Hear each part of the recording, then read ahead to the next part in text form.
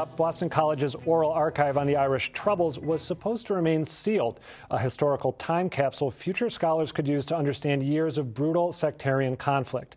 But then the British government cracked the archive open, and now NBC News is trying to make the contents public. When Sinn Féin leader Gerry Adams was questioned recently about the 1972 IRA killing of Jean McConville, he was indignant. A sustained, malicious, untruthful and sinister campaign. It was yet another headache for Boston College's ill-fated Belfast project, a series of interviews with combatants in Ireland's Troubles. Researchers promised to seal the recordings, but after a subpoena from British authorities, BC was forced to hand over interviews linking Adams to McConville's murder. Adams accuses BC researchers Ed Maloney and Anthony McIntyre of pushing a vendetta. Both Maloney and McIntyre are opponents of the Sinn Féin leadership. Now NBC News wants to unseal all Belfast Project material related to the British subpoena. Critics say NBC is acting recklessly. Journalist Neil O'Dowd warns the request could rip the skin off numerous atrocities and catapult the entire Irish peace process in an uncertain direction. Boston Globe columnist Kevin Cullen agrees that disclosure could bring violence. Northern Ireland remains a very, very small place, a very Byzantine place. And could I see a circumstance when one of these disclosures could lead somebody to take retribution against somebody? Absolutely. But Cullen, who covered the Troubles for years, says that doesn't mean the media should back off. Sure, I want the peace process to survive, and I want it to thrive. And I don't think that's our call.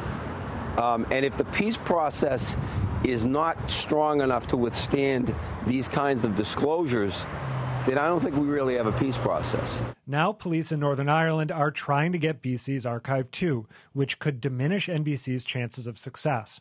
Still, the network's move raises a troubling point. Sometimes full disclosure and the public interest may not go hand in hand.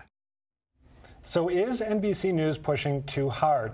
Joining me to hash it out are author and journalist Roy Harris, Kelly Crossley of WGBH News, and Dan Kennedy of Northeastern University. I am genuinely ambivalent on this one. If Gerry Adams ordered the murder of Jean McConville or anyone else, it is most certainly newsworthy. That being said, the people who spoke with these BC researchers believed that their comments were going to be sealed for their lifetimes.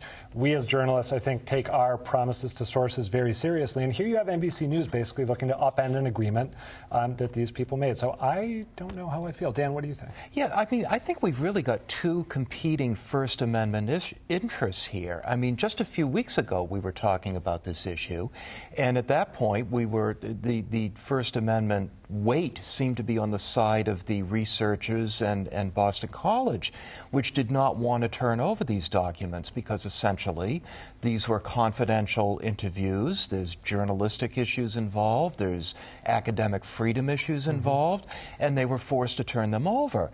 Now NBC's taking the position that because these documents move through the court system at some point, they therefore become public records, so they're claiming a First Amendment interest in flushing these out. And you're skeptical of their legal rationale, right? Well, I'm not a lawyer, but it seems to me that the original First Amendment interest in keeping these interviews confidential ought to take precedence over NBC saying that these documents should become public simply because they pass through the court system. What do you two think?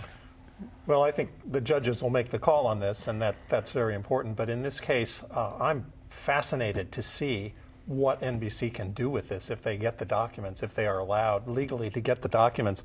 Why am I constantly being reminded of the Whitey Bulger case with this? You know, going back into those years and seeing Kevin Cullen, it reminded me again that there's something cleansing about figuring out what happened with that murder. And to have that somehow sealed in mystery, I think, is a real concern. As a reader, as a viewer, that's something I would want to know about once the legal decision is made. Yeah, see, but we wouldn't even know about it if this information hadn't been leaked. That's what bothers me, is that these people signed on for this for posterity's sake, for history's sake, but in confidentiality. And if that was an agreement made with me as a journalist, I just would be extremely uncomfortable with that. Everybody knew what the stakes were in having the conversation, the participants, So I think it's going to have to, for me, it needs to be a very, very high road to upend that. Roy, you used the term cleansing to describe the effect that bringing old information like this to light can have. That makes sense, but on the other hand, there's also a genuine risk of violence here. I mean, if material comes out, so-and-so says they killed, person X says they killed person Y, and then person Y learns of this, it's new information, and they decide that they're going to avenge that killing, shouldn't that give journalists pause? I mean, Kevin Cullen argues, I think fairly persuasively, it's not our job to think about that, but shouldn't we take into account the effects that our reporting might have?